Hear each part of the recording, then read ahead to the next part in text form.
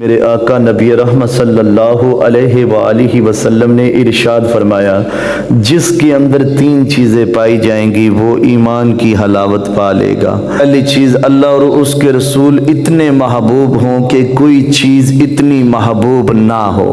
تو پیارے دوستو، ایمان کی مٹھاس پا لے گا۔ ماں باپ، بہن بھائی، دوست، رشتہ دار، اساتذہ کرام، مال جان، تمام سے بڑھ کر اگر محبت کرے تو وہ اللہ اور اس کے رسول کے ساتھ محبت کرے تو پھر ایمان کی حلاوت پا لے گا۔ جب دل کی یہ کیفیت پائے گا تو پھر ایمان کی حلاوت نصیب ہوگی۔ سب سے زیادہ محبت اللہ اور اس کے رسول سے کرے۔ دوسری بات کہ بندہ جس سے بھی محبت کرے اللہ کے لیے کرے۔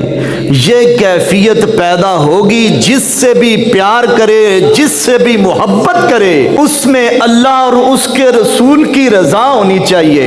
ہم نے نہ کبھی قطرے پہ غور کیا، نہ دریا دیکھا، بس جہاں تیری جھلک دیکھی وہیں ڈوب گئے۔ سانو قید سجن دا گہنا ہے، او جنج رکھے اونج رہنا ہے۔ سانو قید سجن دا گہنا ہے، او جنج رکھے اونج رہنا ہے۔ میں گڈی تے ہاتھ ڈور سجن دے، جنج رکھے اونج رہنا واجب نہیں وچ شریعت، مندہ خصم نو نہیں کہنا۔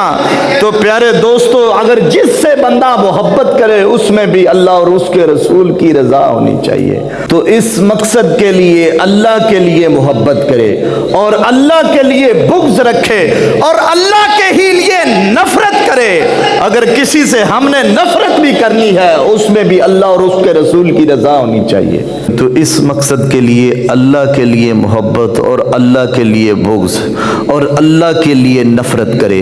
اگر یہ زندگی کا اسلوب بن جائے۔ اور تیسری چیز، اللہ تعالیٰ نے کفر سے بچا کر ایمان کی دولت سے مالا مال کیا ہے ہمیں۔ اگر یہ کیفیت باطن کی ہے تو پھر ایمان کی حلاوت پائے گا۔ جو برون ملک جانے کے لیے اپنے آپ کو مرزائی لکھ دیتے ہیں ان پر میری طرف سے لاکھ لعنت۔ بیوقوفو، دین کیوں بیچ رہے ہو؟ حضور صلی اللہ علیہ وآلہ وسلم کو کیوں تکلیف دے رہے ہو؟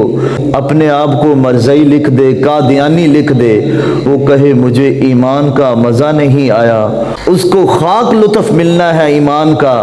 یہاں تو ہر چیز وار کر، زخم پہ زخم کھا کے جی، خون جگر کے گھونٹ پی، آہ نہ کر لبوں کو سی، یہ عشق ہے دل لگی نہیں۔